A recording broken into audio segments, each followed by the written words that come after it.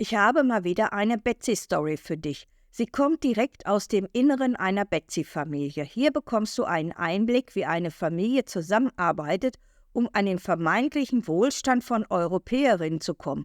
In dieser Geschichte kannst du erleben, wie eine Familie dicht hält, wenn es um die Umsetzung von Plänen geht.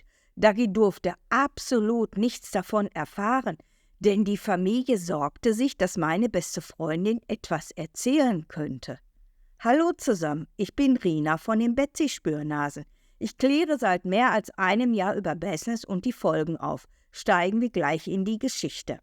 Es war am Anfang der Pandemie. Dagi saß in Deutschland fest. Sie hatte noch versucht, einen Flieger nach Hurghada zu bekommen, aber an dem Tag, wo sie fliegen wollte, blieben die Flugzeuge am Boden.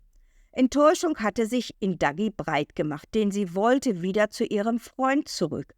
Nach etwa 6 Monaten in Deutschland konnte Dagi endlich wieder nach Ägypten. Ihr Telefon hatte die meiste Zeit nicht stillgestanden. Sie versuchte, Himmel und Hölle in Bewegung zu setzen, damit ihre Rückkehr nach Ägypten klappte. Mit jedem Tag, der länger verstrich, wuchs ihre Enttäuschung und auch ihre Sehnsucht. Denn ihr Freund jammerte ihr die ganze Zeit die Ohren voll, wann sie denn endlich käme, denn er würde sie so sehr vermissen, sie wäre die größte Liebe seines Lebens. Ich sag euch nur das übliche Love-Bombing. Ich dachte mir noch, klar doch. Ich war damals schon der festen Überzeugung gewesen, dass er nur Angst hatte, dass sie nicht wieder zurückkäme, mehr nicht. Aber zurück zu meiner besten Freundin. Dagi landete in Luxor mit einer Zwischenlandung in Kairo. Ihr Freund holte sie vom hiesigen Airport ab. Dabei eröffnete er ihr freudestrahlend, dass er eine Überraschung für sie hätte. »Überraschung?« wunderte sich Dagi. »Was hatte der denn jetzt schon wieder vor?« »Honeymoon in Marsalam.« Das war selbst für ihn sehr kurzfristig und ihr schwante nichts Gutes. Er hatte vorher nichts gesagt. Sie gewann immer mehr den Eindruck, dass ihr Freund etwas vor ihr verbarg. Und so fuhr sie 3 Tage später mit gemischten Gefühlen zusammen mit ihm nach Marsalam. Ihr Stammhotel war wegen der Pandemie nur so etwa ein Viertel belegt, meist mit Ägyptern und Gästen aus Osteuropa. Du kannst dir sicher vorstellen, dass sie sich dort vollkommen fehl am Platze fühlte. Es war schließlich niemand da, mit dem sie sich vernünftig unterhalten konnte. Wo sonst viel Lachen und Trubel herrschte, war überall gähnende Leere und Stille. Die Liegen am Pool waren kaum besetzt, kein Kinderlachen war zu hören. Alles sehr merkwürdig. Sie langweilte sich zu Tode in diesem Hotel. Natürlich grübelte sie darüber nach, was dieser unplanmäßige Urlaub zu bedeuten hätte. Wirklich, der Urlaub war total langweilig. Ihr Freund unterhielt sich die meiste Zeit mit seinen Freunden, die er durchaus in Marsalam hatte. Denn Dagi hatte ihn in einem der hiesigen Hotels kennengelernt. Er war dort Kellner gewesen. Sie war es schon gewohnt, dass er sie die meiste Zeit auch während des Urlaubs allein ließ. Da ist es ihr besonders aufgefallen, da sie niemanden zum gegenseitigen Austausch hatte. Nach ein paar Tagen ohne große Vorkommnisse ging es früher als geplant nach Luxor zurück. Natürlich hatte sie sich darüber Gedanken gemacht, warum sie schon wieder viel zu früh abreisten. Aber sie ahnte wirklich noch nichts, was innerhalb der Familie in Luxor vor sich gegangen war. Die ganze Familie machte bei diesem Spiel mit und hielt dicht. Ein paar Tage nach ihrer Rückkehr aus Marsalam besuchte sie eine ihrer Freundinnen. Diese war die Ehefrau vom besten Freund ihres Lebensgefährten. Ich verlinke euch mal das Video Betsy wie vom Erdboden verschluckt hier oben. Dagis Freundin wohnte mit ihrer Familie in der Nähe von den Memnons. Nach einer gewissen Weile beschlossen beide Frauen, zum nächsten Kiosk auf der Hauptstraße zu gehen und etwas einzukaufen. Ihre Freundin schob den Kinderwagen mit ihrer Tochter vor sich her. Dabei schwatzten sie über dies und das, wie es bei uns Frauen so üblich ist. Als sie aus dem Geschäft mit ihren Einkäufen traten, fiel ihnen ein Moped direkt auf der anderen Straßenseite auf. Casanova, der jüngere Bruder ihres Freundes, hatte eine ältere Europäerin hinter sich auf dem Moped sitzen. Ich verlinke euch das Video entlarvt, die bittere Wahrheit hinter seinem Charme, hier oben. Diese neue Freundin war nahe an dem jungen Mann gerückt und hatte ihren Kopf an seinen Rücken gelehnt. Ihre Arme waren fest um seine Taille gelegt. Zwischen ihnen passte kein Blatt Papier mehr. Das Moped knatterte laut, während er hupend sich seinen Weg durch den Verkehr bahnte. Dagi wunderte sich noch, warum er nicht beim Militär war, denn das hatte ihr die Familie erzählt. Ihre Freundin hatte Casanova ja auch bemerkt. Also lag sie ja gar nicht falsch. Sie schob diese Begegnung erst einmal beiseite. Was sie nicht wusste, diese kleine Begegnung schlug zum Schluss riesige Wellen. Am Abend holte ihr Freund sie wieder ab. Während der Fahrt erkundigte sich Dagi dann ganz beiläufig bei ihm, ob es sein könnte, dass sein jüngerer Bruder wieder vom Militärdienst zurück wäre. Damit hatte er nicht gerechnet. Sofort ging er auf Angriff über. Ihr Freund ging in die Vollbremsung und schlug aufs Lenkrad ein. Dabei beschimpfte er sie als verdammte Lügnerinnen.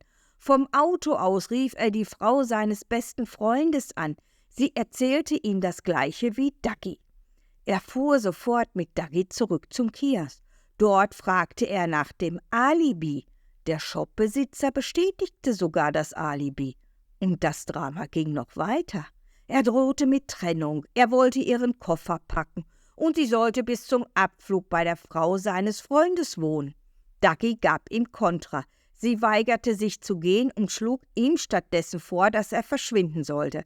Ein Wort gab das andere. Wütend verließ ihr Freund die gemeinsame Wohnung im Haus seiner Eltern. Am nächsten Tag tauchte ihr Freund wieder auf und tat dann so, als wäre nichts gewesen. Lovebombing fuhr. Er fuhr mit ihr in den Ostteil der Stadt und war die Liebenswürdigkeit in Person. You can buy everything you want, meinte er und war mit sich sehr zufrieden. Er dachte, alles wäre wieder in Ordnung, aber das glaubte nur er. Dagi ließ diese Sache keine Ruhe, aber auch ihr Freund hatte vorgesorgt, damit das Märchen vom Militärdienst auch hielt. Sie erfuhr später nur durch einen dummen Zufall, dass der jüngere Bruder ihres Lebensgefährten sich mit einer Ägypterin verlobt hatte, denn ihre Freundin hatte sie ahnungslos danach gefragt, was Casanova so machte und wann die Hochzeit wäre. Da fiel es Dagi wie Schuppen von den Augen. Deshalb das Ablenkungsmanöver mit dem Honeymoon im Marsalam. Jetzt wunderte sie sich auch nicht mehr über den Wutausbruch, als sie ihren Freund nach seinem Bruder gefragt hatte. Die letzten Puzzleteile ergaben jetzt ein komplettes Bild. Seine schweizerische Freundin, die Casanova tatkräftig finanziell unterstützte, war ebenfalls völlig ahnungslos gewesen. Ihr wurde wie immer erzählt, dass er als Reservist zur Army musste. Ein paar Tage später musste Casanova auf Befehl seines Bruders seine Militärpapiere Dagi zeigen. Der große Bruder hatte anscheinend vergessen, dass sie Arabisch lesen, schreiben und sprechen konnte. Sie merkte sofort, dass die Papiere schon 3 Jahre alt gewesen sind. Aber sie sagte nichts, ließ alle in dem Glauben, dass sie die Lüge schluckte. Das ganze Lügengebilde flog ihren Freund und seinen jüngeren Bruder Casanova schon bald um die Ohren. Das war noch nicht alles gewesen. Es kommt noch dicker. Oberflächlich betrachtet war wieder Ruhe innerhalb der Familie eingekehrt. Es hatte den Anschein, dass alles wieder seinen gewohnten Gang ging. Aber wieder einmal Pustekuchen. Dagi war im Wohnzimmer und trank Kaffee, als ihr Freund sie gespielt harmlos nach ihren Kontodaten fragte. Natürlich druckste er etwas herum, als Dagi nachhakte, denn so einfach gab sie nicht ihre Kontodaten heraus. Aber was jetzt kam, war dreist. Der Grund war für ihren Freund so simpel. Casanovas ältere Freundin aus der Schweiz sollte Geld für ihren Betsy auf Dagis Konto überweisen. Dagis Aufgabe hätte darin bestanden, vom Bankautomaten in Luxor das Geld abzuheben. Weißt du, was sie dazu sagte? Sie weigerte sich strikt, denn sie kannte Casanovas Freundin nur flüchtig, hatte sie nur ein paar Mal kurz gesehen, mehr nicht. Als sie mir davon am Telefon berichtete, war ich mehr als überrascht gewesen. Und rate mal, wozu das Geld gedacht war. Das Geld sollte für den Goldschmuck von Casanovas zukünftiger Ehefrau sein.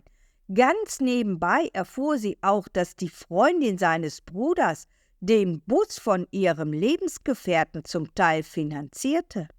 Ihr Anteil wäre ein Darlehen, das sie wieder zurückbekäme, wenn die Beziehung aus wäre. Wer es glaubt, wird selig.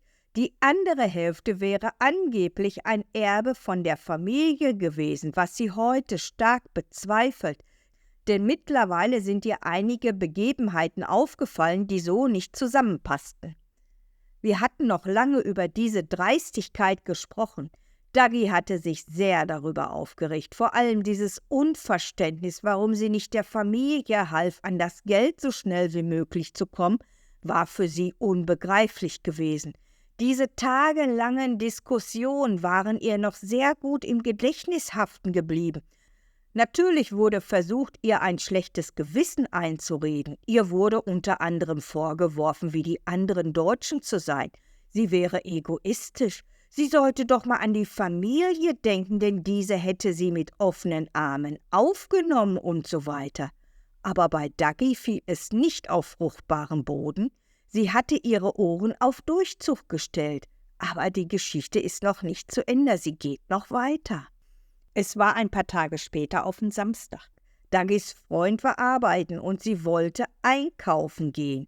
Auf dem Weg ins Dorf traf sie einen alten Bekannten. Er lud Daggy zum Kaffee ein, da seine schwedische Freundin sich gerade auch in Luxor aufhielt. Sie und die Schwedin hatten früher viel unternommen.